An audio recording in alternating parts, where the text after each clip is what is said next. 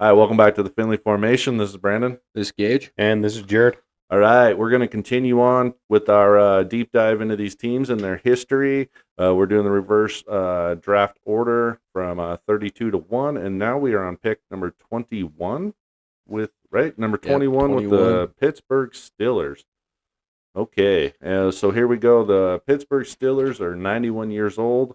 They were established July 8th, 1933. Their first season was 1933, but they did not start as the Pittsburgh Steelers. They actually started as the Pittsburgh Pirates for the first decade. They should have stayed with the Pirates. That's so much better. I don't know. I kind of like the Steelers, but yeah, they stayed that for about their first decade. I think it was 8 to 10 years. It's kind of one of those teams that are old, but they were called the also ran team before the merger because they never did have any championships before that were pre-merger, and they were there for a while. A fun fact: in 1943, they had a player shortage during World War II, so they merged with the Philadelphia Eagles in 1943, and they became the Steagles. Oh, the Steagles! So, I never heard about that. So they did that. Yeah, I didn't know about that cool. either. That was like way before the Eagles pulled their walk-on bullshit, right? The what? The walk-on stuff. Oh yeah, yep. Oh yeah. I see. I know they merged, but that would have been cool to walk on. Yeah. Not call during so yeah. We'll just ignore that for a second. Okay. All right. So the Rooney family's owned them from the very beginning. Right now, they're it's Art Rooney, I think, the second who owns them, and I think he's had them since like '81. Oh wow. And so I think he's getting a little bit longer in the tooth. But I was surprised to see that they've been owned by the same family entire time. So that's pretty cool. What are the? Do you know what the Rooneys are famous for? I don't either. I was just kind of asking. I didn't know. Yeah, I don't know how they made their first buck to buy a team, but I know in '33 it probably wasn't that expensive to buy an NFL team. But I mean, you still had to have a little money, and that's when they bought it. Was 1933. Yep, I looked up how much they bought it. They've been to the playoffs 35 times out of their 91 years, which is, little over 30% or whatever you want to call that. About what we've seen. I think they had a rough go of it, but pre-merger, from what it sounds like. Division champs, they've won it. Been division champs 24 times. Conference champions 8 times. They bought them for $2,500. All right, nice. About what they're worth nowadays. Conference champs, they've been there. Been conference champs 8 times. They've won the Super Bowl 6 times. They won Super Bowl 9, 10, 13. Missing one in there. 05, 08. I think they won 14 as well, but I think I forgot to write it in. But I think it was 14, and they played in.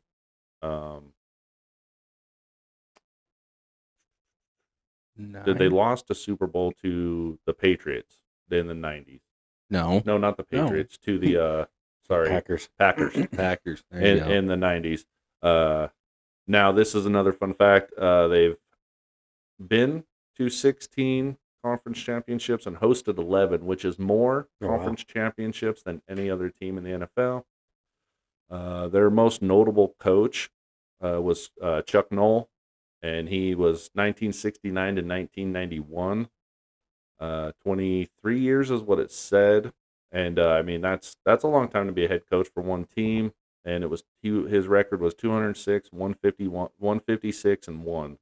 He won 4 Super Bowls, and that was all during the 1970s. And that was, like I said, 9, 10, 13, and Super Bowl 14. They had one hell of a team. That was with Terry Bradshaw. They had the Steel Curtain defense going on.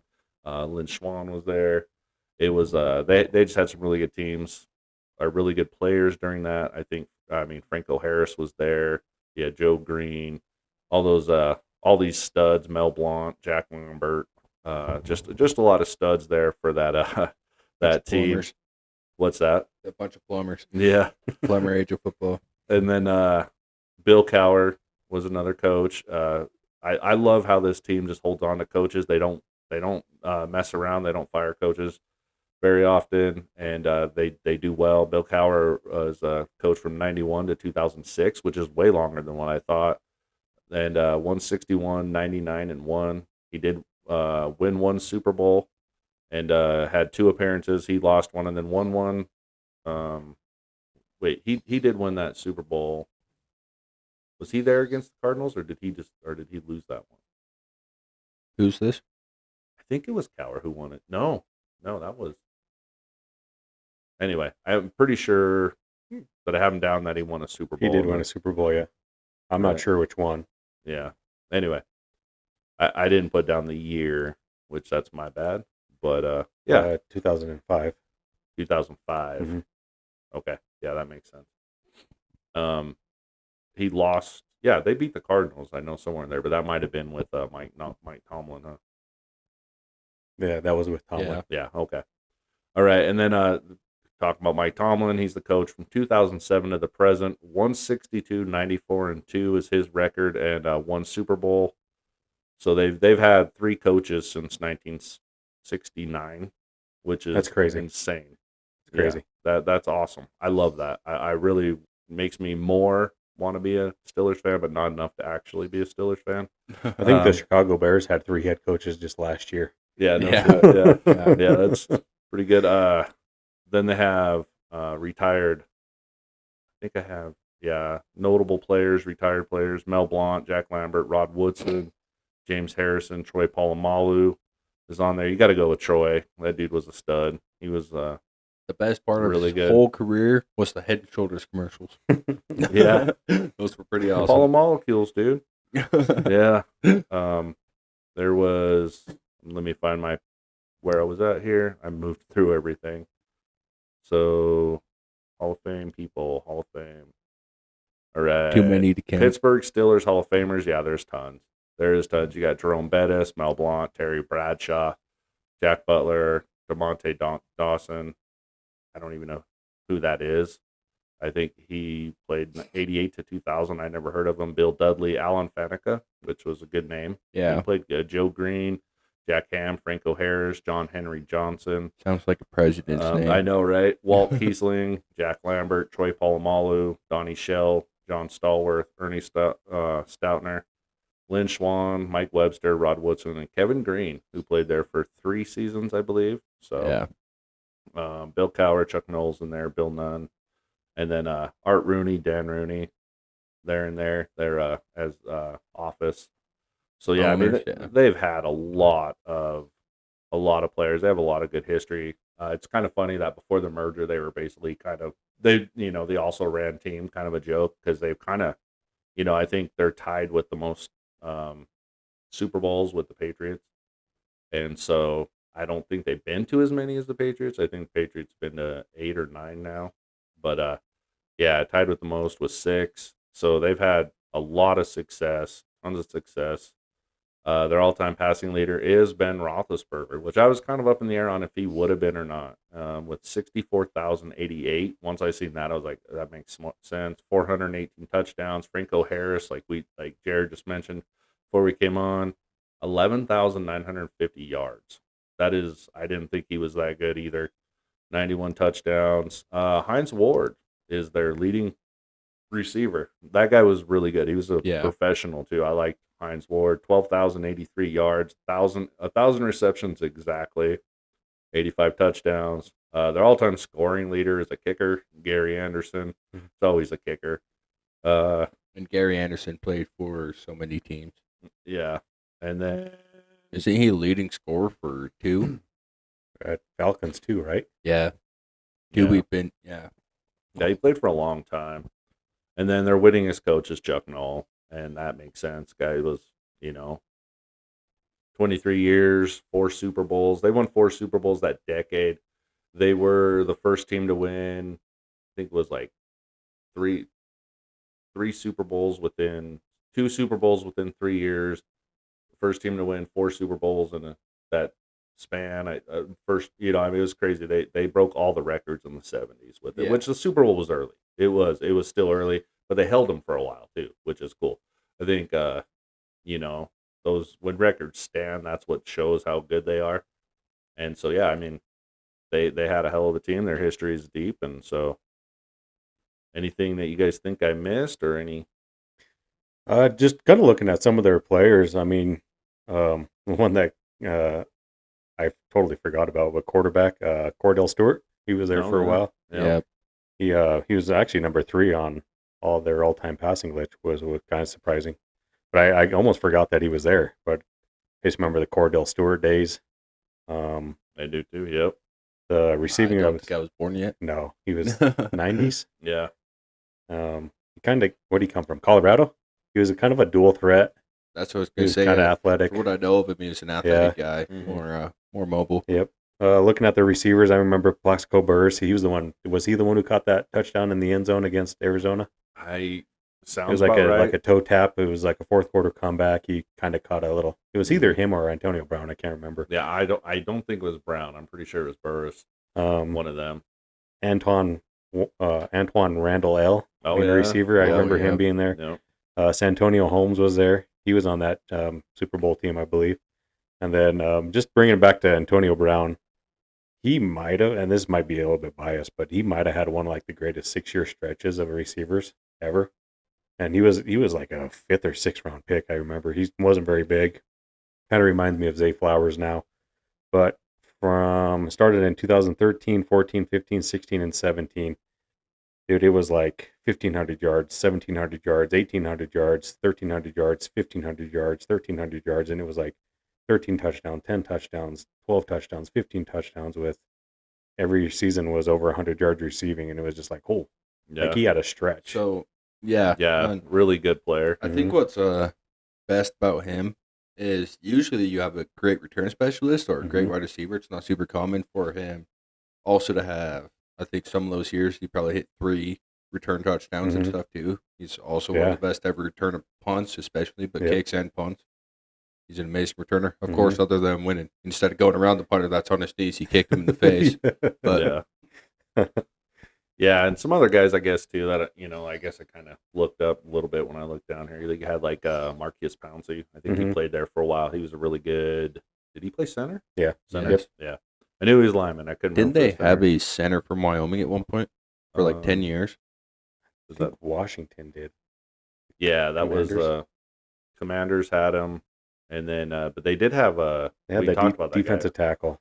That Brett Keisel or whatever. He was from Wyoming. Yeah. Yeah. I mean, Brett Keisel. Woodley was good. Yes. But that was from Grable, right? Brett Keisel. Yeah. Le'Veon Bell, he pretty recently, but I remember Le'Veon Bell just being such a unique running back that his running style was like nothing that we've ever seen before because he was so slow at hitting things. I don't know if you guys remember it. He'd take a handoff and he would just kind of bounce and like wait for something to open up. Yeah, he was super methodical. Yeah, and then he would just hit something and get 6 or 7 yards. He was like, holy cow, this is crazy. Like, I've never seen anything like this before. What I think about him most is his ballerina like footwork. Like that play, everybody thought he was stepping out of bounds. Offense, defense, everybody stopped. He tiptoed the sideline, then took off and scored a touchdown on like 60-yard run. Yep. Everybody thought he was going out of bounds, but he just had such good tiptoe and footwork that. Yeah, it was crazy. Like, you've never seen anything like it, and you haven't seen anything since. Like, the total coaching point is like, hey, hit the hole as hard as you can. And Le'Veon Bell was the total opposite, and he was like the only one who could ever do that. Like, he was so patient with stuff. It was crazy. I mean, you see it a little bit when McCaffrey was healthy in his offense play of the year run. He was a little bit, but still just, I mean, yeah, you would see him bounce around for a second and a half before finding an open hole, and most guys, best they got is 1 or 2 jump cuts in the backfield before they find an open hole, before they trying to hit a hole. Yeah, they have I guess players on here too that they're in the Hall of Fame, but they were with the Steelers at one point, but then became bigger contributors elsewhere. Michael Vick, like Johnny Unitas, Bobby Lane, Len Dawson, Jim Finks, and Tony Dungy actually. So went on to be a defensive backs coach and head coach for the Colts, and then the Buccaneers, right? Yeah. Yeah, I guess that's after they played for the Steelers, huh? Because Mike Vick was pretty much done with his career when he went to the Steelers for a little bit. I don't remember. Did he even play a full game for him? I don't think he played for the Steelers, did he? I thought he went to the Eagles. Michael Vick. I think he got signed but never actually played a game. Maybe. I know he came back and went to the Eagles and played a few games there, but Yeah, so this team has right now. It's kind of funny. You go over and you look at all these like players that they've had. Minka Fitzpatrick, and then the offensive teams, like we just talked about, how good their offense was, to where it's kind of at now. And we talked about before we started was, their receiving core isn't terrible. You got Pickens, and now they got Metcalf, but their quarterback room has been kind of bad for a while. I'd probably say at least really since Roethlisberger left. Yeah. They haven't been So- able to get somebody in there. I did find out he played 5 games in 2015 Oh, for wow. the Steelers. Nice. Uh, Good call he on was- that one. 40 completions, 60% accuracy, 371 yards in 5 games. So definitely not his prime, but he Yeah, did no. play for the Steelers. Yeah, good call on that one. I don't even remember him being there, to be honest with you. So The only reason I know is Madden. He goes in the Steelers theme team because he played 5 games for him. So gotcha. Yeah, so I really honestly I'm kind of surprised, like you were talking about, that they might not be looking at a quarterback yeah, in the draft. That surprises me. I mean, I know they're not in a great position, but I mean, They got at 21, they're still Right. you still could get a guy. right now they have Skylar Thompson and Mason Rudolph as their Yeah. quarterback depth, and it's just like, oof. So I think I kind of see what they're getting at. Maybe a late rounder. Because I think after Cam Ward and I can't think of other names right now, but I think there's only 2 or 3 quarterbacks Yeah, I that don't are expect even worth a first round pick. I don't expect Ward or Sanders to be there, but I mean, there's a chance that Jackson Dart might still Jackson be there. Dart, yeah. Yeah. And But I there's think- a I think Jackson outside Dart- chance that what's his name? That other quarterback From where? might be there. I'll look it up.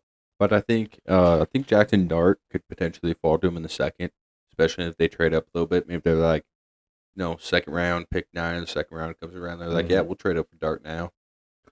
Right. I just think there's no chance of them getting one of the top guys, and I feel like it's not a super heavy quarterback class, so they might be looking for second round guy, third round guy.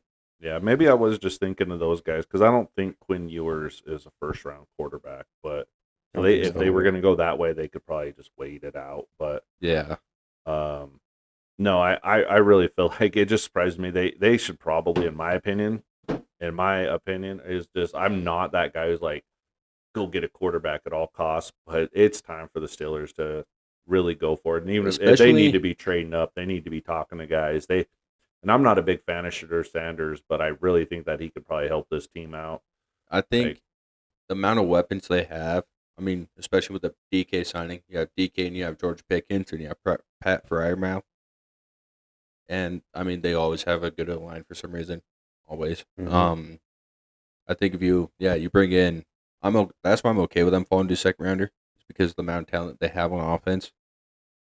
I don't think a top tier quarterback is needed to make this offense flow right.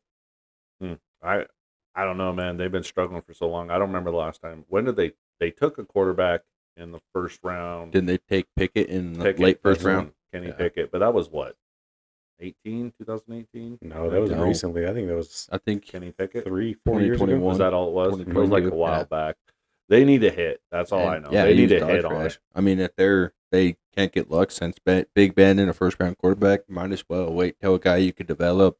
If I were the Steelers and it came up and you had at least one of those 3 quarterbacks sitting there in the teens, I'm trading up. And if not, even after like pick 6 or 7, I'm looking to trade up to get a quarterback. Well, They're- I just they- also don't really see. I mean, I think their defense is so stacked, and it's going to be the same as last year. I think. Yeah, I don't see quarterbacks being a big need for them. Yeah, but you were the one talking about the fact that unless they had that Hall of Fame quarterback, they weren't winning playoff games and stuff. They need a quarterback, and they can't be waiting on it. They need to go get a quarterback, and they need to take a chance on How many Hall of Fame another guy. quarterbacks weren't first round quarterbacks? Ben Roethlisberger went number 10, Yeah, and that was the last time they had a good that's quarterback. their only Hall of Fame quarterback. I'm just or a good saying, one. dude. But they've had that. Like, it does seem like they've been second fiddle on that quarterback for a while. And Kenny Pickett was a reach. I remember when that happened, I thought it was a reach. yeah, But that's what I'm saying. That's why trading up, going after a guy. that's. Might not I be a think reach. unless they can find a top 4 pick, they're reaching on a quarterback if they trade up. Yeah, I mean, and that does bring up. That's what I'm saying. After 3 quarterbacks, which is where this draft class is not quarterback heavy, I do agree with you that if those three go and they're not allowed to get in there, yeah, just wait it out. I agree with that, but I think if they can get one of those three, even if it means, if Jackson Darts they're down to like 10 or 11, he it's worth doing it in my opinion. I think they should. What do you think, Jared? You're quiet over there. It's either way you go. So their options right now are going to bring back Russ for another year, a little stopgap year, or bring in Aaron Rodgers for a stopgap year. That doesn't really solve your problem for long term. So you're going to have to draft them at some point. The issue with the Steelers is they're never in position because they're just good enough to always make the playoffs. Right. So they're always picking in the early 20s, but they're not like ever good or bad enough to pick in the top 10. So like if you're just continuing on that trend where their team's just good enough to keep on making the playoffs, like you're not going to be in the top 10 next year unless you keep on, or unless you do some trades, which I don't think the Steelers are. I can't remember. I don't have anything off the top of my head, but it doesn't seem like they make a whole lot of draft day, like moving around, like moving up a pick or moving down or whatever. But I think your best bet is Jackson Dart. Seems like he might be there. If you're going to take a chance, you might as well take a chance on him, even if you do bring in, like, say, Aaron Rodgers. I know they've kind of kicked the tires on him a little bit. Mm-hmm. I think that might be their best option is bring Aaron Rodgers or Rush back for one more year and have Jackson Dart sit behind him. Just so he's not starting. So he's not starting right away. Like Gage said, this team, defensively, this team is still stacked. You still got, Cameron Hayward, Benton's a really good interior nose tackle. TJ Watt's still, all pro defensive end. Patrick Queen does all right at inside linebacker. Highsmith is still there. The only changes they really made was they brought in Darius Slay to play a cornerback position because they lost that Dante Jackson. And then they brought in that Brandon Eccles from the Jets to play nickelback. Yeah. But that's the only really changes that they've, as far as starters go. They do have that Juan Thornhill that they brought in from Cleveland. And I think he's a good enough man safety. He could even step into a corner role. Yeah, that'll be good. I think, although I love Loudermilk, and I love the name Loudermilk, I think he's really their only guy they need to try and replace in this first round. Of course, right. I think he's good enough. You don't bring in a third round guy to replace him. You bring in a third round guy to compete with him. But if you could get a first round guy to come take his spot, maybe. But yeah, I think really bringing a DT to take some of the pressure off of Hayward, make him play less snaps because he's 59 years old now and still playing in the NFL. I was looking at that. I kind of looked at this little mock draft, and they had it was that Kenneth Grant from Michigan slated if they don't take. They kind of had like a toss up, like it was a Jackson Dart or Kenneth Grant. And I like Gage. If Jackson Dart's still there, maybe kind of wait and see if he's going to hang around the second round. One guy that I like, and the only reason I like him is I watched him play against Notre Dame the last couple of years, was that quarterback for Louisville, that Tyler Schlaw. Oh, yeah. He's a little bit older. He's 26, but man, he balled out against that Notre Dame defense. He was just making some throws. Because they had Telich on the bench. Yeah. Which is funny because I was about to ask if you do wait till the second or third round, which quarterbacks do you guys like? Because I don't think Jackson Dart's going to be there, and I think they need to trade up for him. Yeah. And I like your idea that you might get a stopgap, like you're talking about, somebody to come in and do it, and if he starts falling down, throw in your guy. But I don't think that. I think they've been saying they got a good enough defense and a good enough run game. Well, that's just been good enough to get them into the playoffs, and they haven't been winning playoffs, which is the argument we had about Mike Tomlin was, unless Tomlin's had a good quarterback, he hasn't won a playoff game, which is, okay, fair enough. They need to go get that good quarterback then. I think, that was a huge argument I made and still a good point. Part of it to me also is I think he just isn't great for quarterbacks. Seems like other than Big Ben, who's strictly pocket passer, they can't have success with a quarterback. So, with a running quarterback league like it is now, I think they just aren't going to find the right scheme fit quarterback. I don't even think it's scheme. I do agree with you that I think that he's missed on quarterbacks. That's for one, because Cowher's the one who drafted Roethlisberger even. So, yeah. I do think he's missing on quarterbacks. And if that's the case, then but, going into like the second or third round, I do like Quinn Ewers too. And then there's that, I was just looking at that other quarterback that I like. I'm trying to. Dylan Gabriel. I think that Oregon guy. Yeah. I like him. I actually, and I don't think that he's a ready like he's not going to be the guy that's going to come in and win like a Jaden Daniels or something. But I think he's a good guy that you could put on the bench and give a year. So What about Milrow? Old Jalen? I mean, I think that he's a guy they can find in the third round, come in and be behind an Aaron Rodgers or a Russell Wilson. I like that. I think he's gonna have to sit definitely for a year to kind of learn. Super athletic though. I think he's probably the most athletic quarterback that's coming out. Super fast. Yeah, he's big too, so you can kind of see that size isn't going to be an issue. So you're not worried about him, being fragile and taking hits and not or getting injured. But the thing that interests me is interesting to me is they traded for DK Metcalf, and now they got George Pickens, DK Metcalf. But it's like, man, you would have thought they would have taken care of the quarterback position first. Right. I don't know. It would have made more sense if they were in like the Geno Smith market. Geno Smith could have given him a solid, probably at least 4 more years. He's getting pretty old too, though. He is. He's, I think he's 35. Yeah, somewhere. Which is interesting. I don't know if they were ever in the market for Sam Darnold, but and then just one guy that I really loved in school all the way through is Drew Aller. I think it'd be a cool pickup for him in the third round. They might even be able to get him in the fourth. I don't know. Nobody's really high on him. Is he in the draft? What I'm looking at right now is they have a scouting report on him. Who was it? Allard? Drew Aller from Penn State. I thought he came back. I thought he did too, but yeah, there's scouting reports on him. 2025 NFL draft scouting reports. I don't have him on my thing. Yeah, I'm not 100% sure. Well, what about Cam Rising? That like 40-year-old rookie. He only played like 12 years at Utah. Yeah, no crap. Yeah, he even got he's definitely got some experience. Yeah, too bad he's 32 years old, or he'd be a high pick. I'm actually looking because I am curious if they do have his age on here, how old he actually is, because he felt like he was in college ball forever, man. And didn't he do a what is that trip called that they just people do? He might have done a mission. Yeah, I think he did a mission first too. Well, he was at Texas, I think. I think he was at Texas for his first year. Is that what it was? And then, of course, he transferred, and then you got the COVID year, and then he had a couple medical red shirts. So I think he played seven NFL or a college season. 25, but like 2 weeks after the draft, he turns 26. Yeah. So he'd be a rookie, 26-year-old rookie quarterback. Yeah. No, I don't know how good he'll be. I don't know.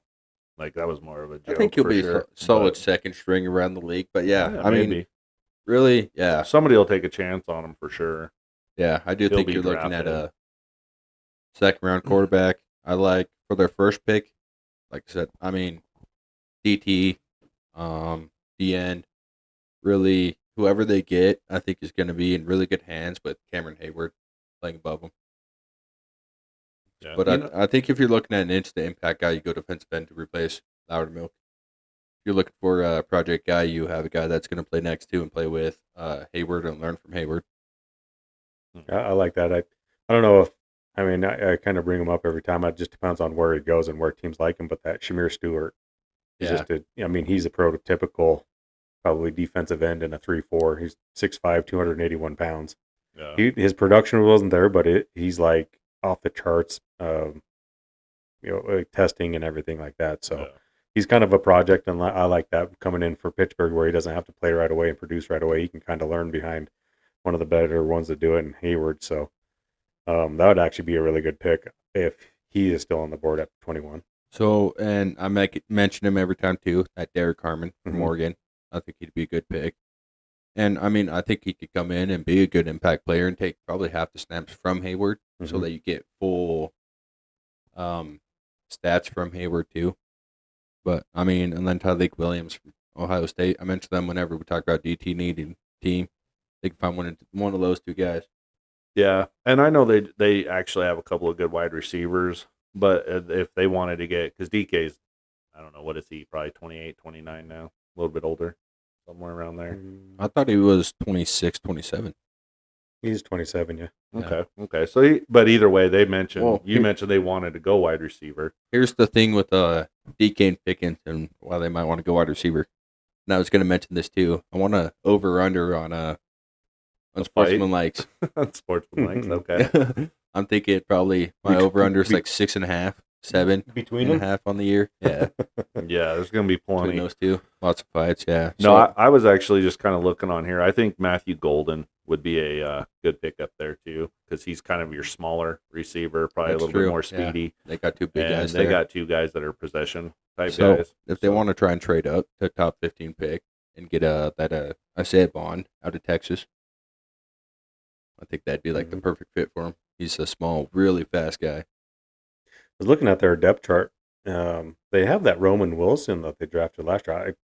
I don't remember hearing his name last year. I don't know if he was hurt or what. He's that small receiver from Michigan. Yeah, that was on the national championship team.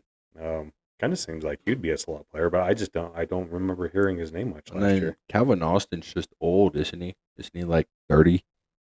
Yeah, he's.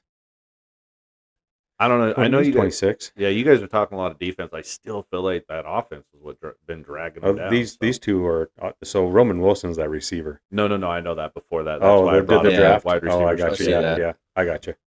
Yeah, when you guys were talking D line, I'm just sitting here thinking in my head. I'm like, no, I get it. Like I do. That's a definitely Pittsburgh Steelers pick, but man, it does feel like that offense is what's been their anchor. You know what I mean? That's what's defense has been hauling that around for a couple of years. I think the only need they have on offense, especially after DK signing, because as much of a brat both him and Pickens are, and they're going to be sitting there throwing hands every play. One of them is with somebody. I think their only big need on offense is QB, maybe a second running back. So like their two running back schemes ever since Le'Veon Bell. And I like the way he runs. He's Jalen Warren is a hard runner. Yeah, but yeah, I could see a. But I mean, all the mock drafts I've seen, they have him take in a third round running back, and maybe even a seventh round running back, bringing in two guys. Well, they're crazy if they don't think they need offensive help. Still, I know they went and got DK, but I still, I think you watch this Steelers team for a while now. I honestly think that's why they don't have any playoff wins for the longest time, is because they get in the playoffs and they cannot keep up with teams, and they're easy to scheme against. You just got to stop the run game. Yeah, and I agree with the offense being needed, but like I said, I think they're not at a high enough spot to take a first round quarterback, and I think, unless they wanted to go interior line, I think that's their only real big need on offense is quarterback. Yeah, no, totally. And I know we've been playing it as like, okay, this is the pick you have. This is what we got to do. But this is the first time we've come up to one where I'm like, you need it. In my opinion, you got to trade up. You got to trade up, and you got to go get a quarterback. They need to shore this position. Where do you think they should trade up to and pick? Oh, I think that if Sanders hasn't come off the board by like 6, 7, or 8, I think they need to get in there. If Jackson Dart hasn't come off the board as a third quarterback, 9, 10, 11, somewhere in there, they need to get up there and get him. I like the Jackson Dart. I think the thing about Sanders is you have a Mike Tomlin coach that, I think he would be kind of that perfect guy that can mentor Sanders and maybe rein in that. Okay, so that's what I was going to say. I see either Deion Sanders or Shedeur Sanders, Mike Tomlin fight in the locker room. Yeah, probably both Shedeur and I don't. I actually think that the Deion Sanders Mike Tomlin thing would work out incredibly better than a lot of other ones. I think that there's just got to be so much respect for Mike Tomlin and what he's done. I could see that, but I think my thing is that Shedeur is such a brat, and he thinks he's the best to ever do it already. Yeah, I think Mike Tomlin would say stuff I can't say on this podcast to him, telling him to shut the F up and just try and put him in his place so much, and it might work and it might be a great fit for him. But I think it could also be like an Eli Manning situation. Where it's like, he might come out and be like, "Come on, go trade up," and he'll be like, "Hopefully they didn't trade up for me." No, I don't know, man. I'm on the opposite side of that. I think if he went there, I think that they would be elated. I think that would be a landing spot for him that he would just be happy as hell to be in, to be honest with you.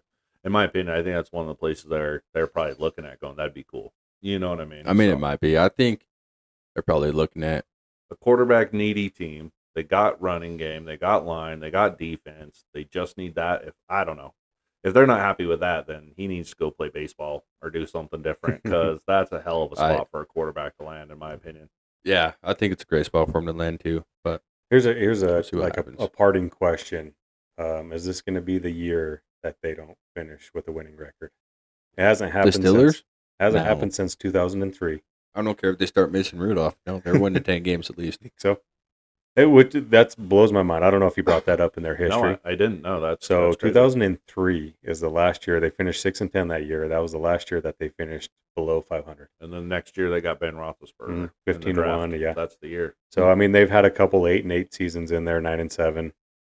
But since 2003, man, they've had a winning record, which is crazy. Yeah, that's pretty insane. I mean, we talked about it when Gage was trying to get Tomlin out of the coaching. Tomlin ranks, in the Dude, but I mean, it just blows my mind. It's got to happen sometime. I don't see it happening this year, but I don't either. I think they're still too stacked. If And it happens this year, Tomlin's gone, right? Can you agree with that? Or you still think, I think Tomlin's, especially if they do trade up for a quarterback and they lose, Mhm. then yeah, I think Tomlin's gone. I think you would. I don't know. If they do what you think they should do, and they trade up I and don't know. get Shador, or they trade up and get. I still I see what you're getting at. And my thing is, I still don't see the Rooneys being like, well, you couldn't win with that rookie quarterback. I get what you're saying. Like, they're probably starting to get to where it's like, hey, we want some playoff wins. We want to get there. But they've been so patient with coaches. And Cowher, that's what he did too. I mean, he had a little more playoff wins as they were going along, but then it was like chip, Super Bowl. Yeah. And so, I mean, if it was another franchise, absolutely. I agree with you. But I think I think it would take 2 losing seasons in a row and something more character involved, I guess, like, bad character type stuff for them to get rid of them. But I think the bad character stuff happened a while ago and was swept under the rug. So wasn't he like all about defending Big Ben and try to like cover it up a little bit? Thought there was some cover up stuff there for the Big Ben situation. I don't know if that was for him or not during that whole thing.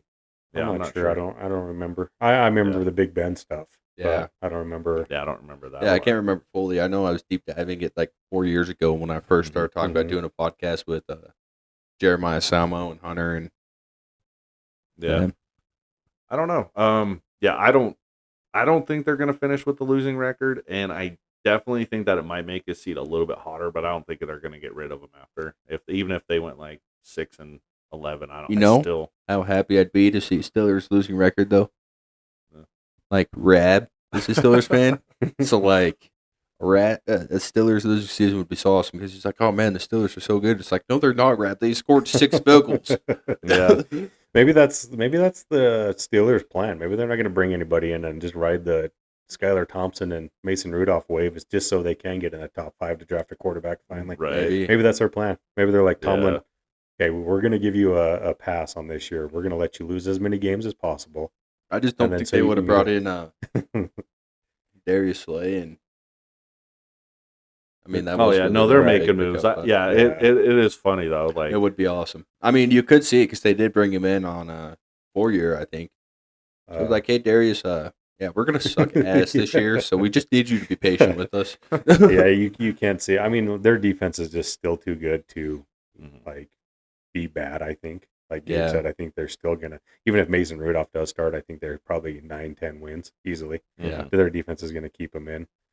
They do play in a tough division with the Ravens and I don't know, Cincinnati Bengals. We'll see. They don't have a defense either, so good thing. That's what I was gonna say. They're polar opposites almost. They are polar opposites. It's kind of funny. I don't know. We'll see.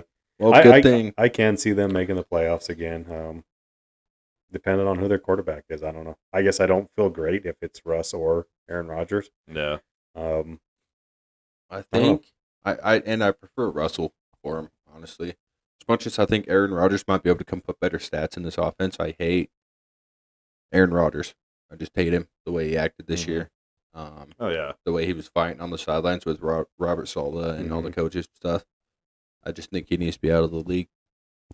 Yeah. And like you said, I think that's heating up there. And if they get him in there and he even, if he's a top 10 yards, top 10, I think that's what he was. Even, I mean, mediocre season for Rodgers was like, still a career season for other quarterbacks, which is still weird. I looked up the stats. It's like, what the heck? So I do think that if they were to get him stopgap, I do think that might put them into at least the playoffs. Obviously, we think they're going to make it anyway, but then probably a playoff win depending on who they roll out with, who they get. Because they were kicking ass. And then at the end of the season, they had 3 straight losses They hit 10 wins and then just went, Yep. and it just led right into the playoffs. And so, all right, well, that was another good episode. A lot of questions there. I do really feel like they need to make a push for a quarterback. Either way, I'd like to see it in the draft.